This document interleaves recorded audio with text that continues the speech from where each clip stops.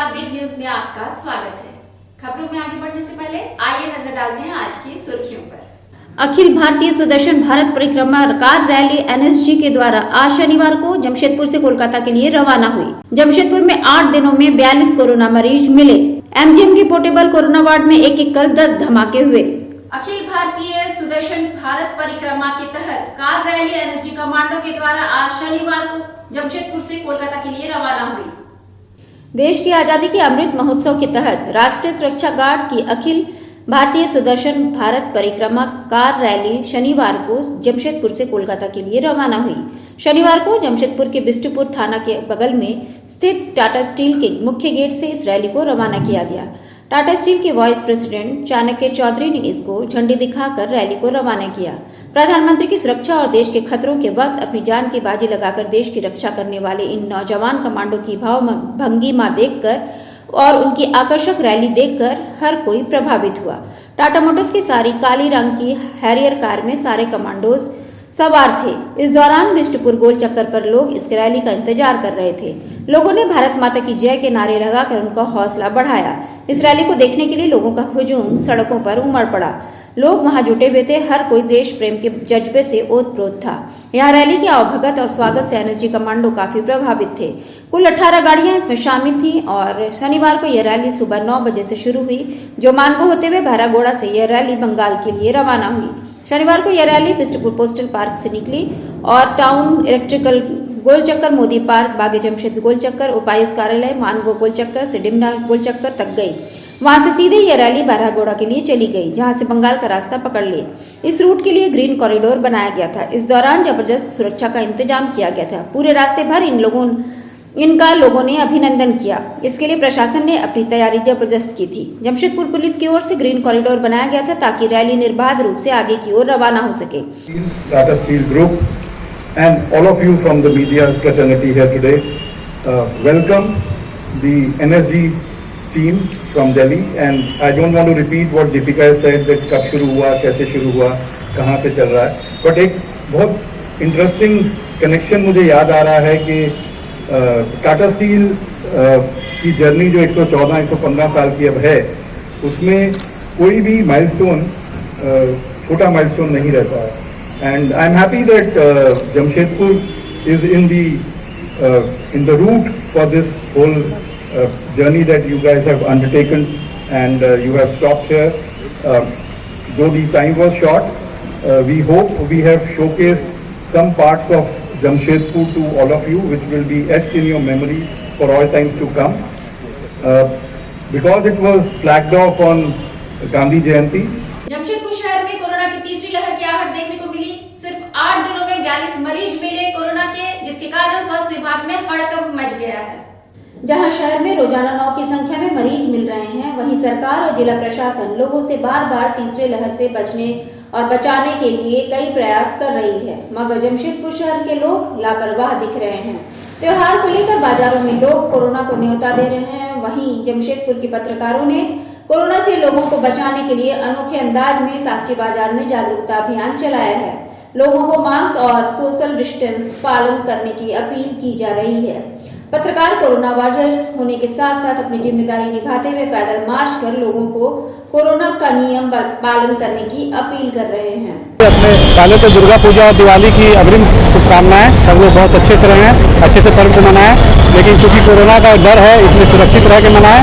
Corona के चलते mask पहनें, शारीरिक दूरी रखें और कोरोना के गाइडलाइन का पालन करें। फिर एक बार दुर्गा पूजा और दिवाली की हार्दिक शुभकामनाएं। तीसरी लहर के जाने के बाद से ही ये बार बार कहा जा रहा था कि अक्टूबर-नवंबर में तीसरी लहर आएगी, और आप देख रहे हैं कि पिछले 3-4 दिनों में अस्पतालों में केसेज आने शुरू हो गए हैं कोरोना के।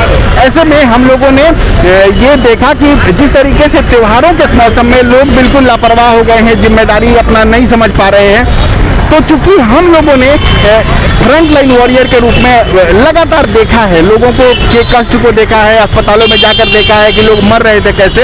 ऐसे में हम वो चीज़ भूल नहीं पा रहे हैं। हमारे कई पत्रकार साथियों ने जान गंवाया, तो इसीलिए हम ये चाह रहे हैं कि बाजार में जाकर कर और रोड पर उतर कर भी हम अपने दायित्व को, सामाजिक दायित्व का निर्वाह करें। और इसके लिए हमने एक कैंपेन चालू किया है और ये कैंपेन हमारा लगातार 1 महीने तक जारी रहेगा। जी, विभिन्न क्षेत्रों में, विभिन्न बाजारों में आप ये कार्यक्रम करेंगे क्या?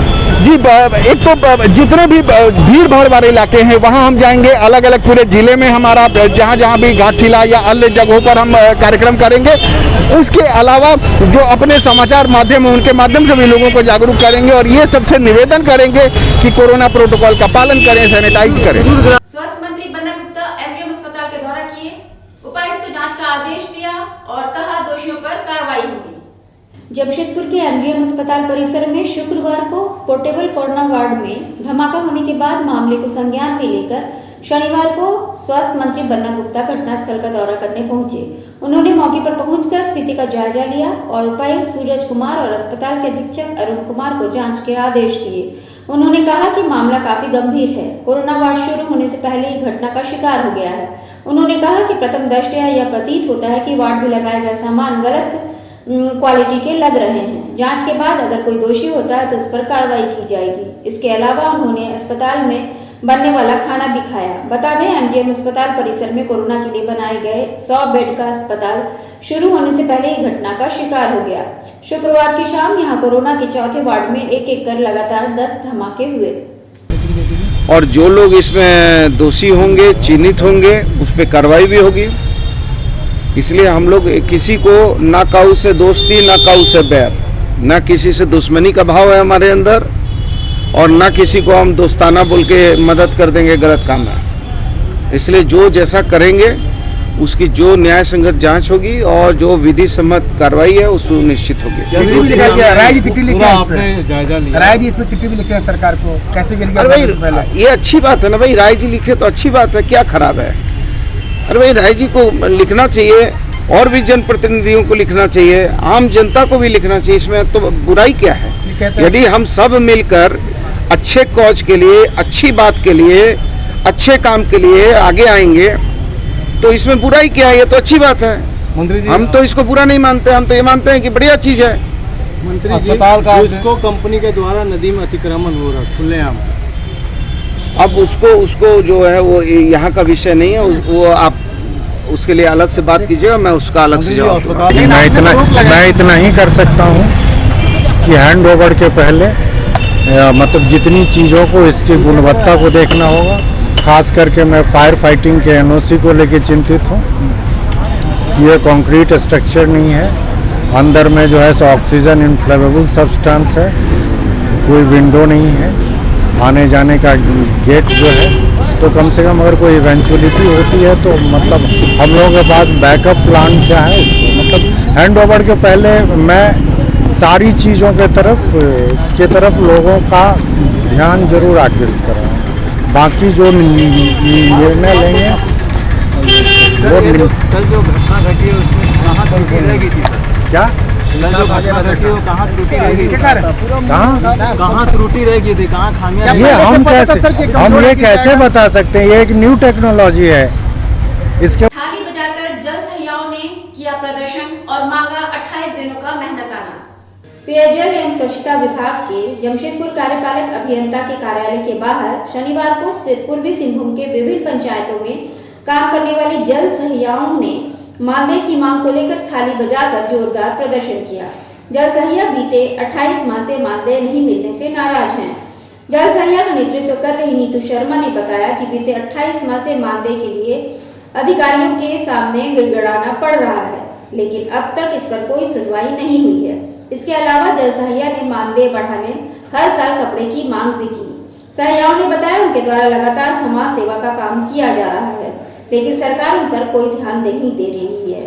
जिस प्रकार कोरोना भगाने के लिए प्रधानमंत्री नरेंद्र मोदी के द्वारा ताली थाली बजाकर आह्वान किया गया था, ठीक उसी प्रकार थाली और ताली बजाकर अनिश्चितकालीन प्रदर्शन करेंगे।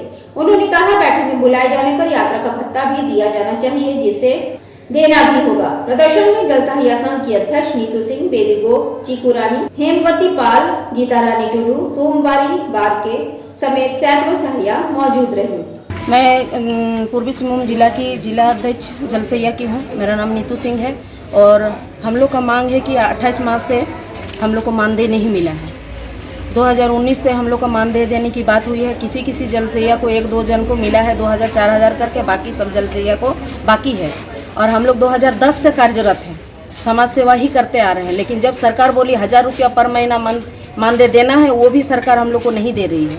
जब भी हम लोग मानदेय का बात करते हैं तो फंड नहीं है, ये नहीं है, बरगलाया जाता है। तो जिस तरह मोदी जी कोरोना भगाने के लिए थाली पिटवाए थे, इसीलिए हम लोग पूरा राज्य में जंग छिड़े हुए हैं। हम लोग भी थाली और चम्मच बजा के एकदम जंग छिड़े हुए हैं। जब तक हम लोग का भूख नहीं मिटेगा तब तक हम लोग थाली बजाते रहेंगे। को बन्ना गुप्ता का आदमी और अभय सिंह का भतीजा बता करके जोमेटो के डिलीवरी बॉय से ठगी किया। जमशेदपुर के बिष्टुपुर में खुद को बन्ना गुप्ता का आदमी और अभय सिंह का भतीजा बताकर लोगों से ठगी करने वाले एक युवक प्रकाश में आया है। युवक का नाम अभिषेक सिंह बताया जा रहा है। उसे जोमेटो के डिलीवरी बॉय ने पकड़कर पुलिस के हवाले कर दिया। इस मामले में डिलीवरी बॉय का काम करने वाले मुकेश कुमार चौधरी ने बिष्टुपुर थाने में लिखित शिकायत की है। मुकेश ने बताया कि 2 दिन पहले अभिषेक ने बिष्टुपुर पटियाला के पास उसे रोका और खुद को जोमेटो का टीम लीडर बताकर रीगल मैदान के पास छोड़ने को कहा। उसने अभिषेक को बैठा लिया। वहां जाकर अभिषेक ने खुद को बन्ना गुप्ता का आदमी और अभय सिंह का भतीजा बताकर जबरदस्ती 1000 रुपए छीन लिए। बाद में उन लोगों ने पटियाला से उसे पकड़कर पुलिस को सौंप दिया। उसके पकड़ाने के बाद पता चला कि कई लोगों से ठगी कर चुका है। अब मुकेश को उसके पैसे वापस चाहिए, पर अभिषेक रुपए वापस करने से मना कर रहा है। इसको लेकर जोमेटो के डिलीवरी बॉय बिष्टुपुर थाना पहुंचे हैं। बताइए तो भैया क्या बात है? अमेजन पे में जॉब लगाने के लिए हमसे 1500 रुपया लिया। अच्छा।